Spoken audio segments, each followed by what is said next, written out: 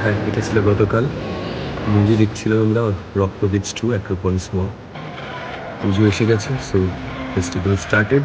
We also started together. মুভিটা বেশ ভালো ছিল, সবাই মিলে গিয়ে দেখা উচিত।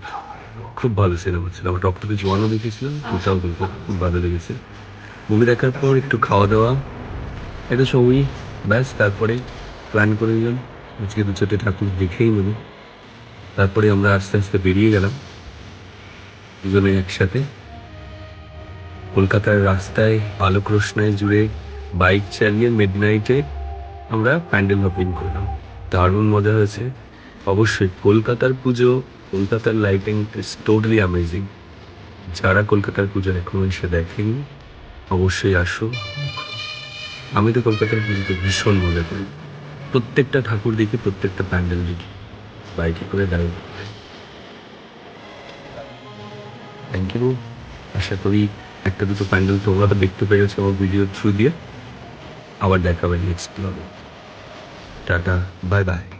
ভালো থেকো, সুস্থ থেকো। তোমরা অনেক এনজয় করো পুজোতে ঘুরে বেড়াও।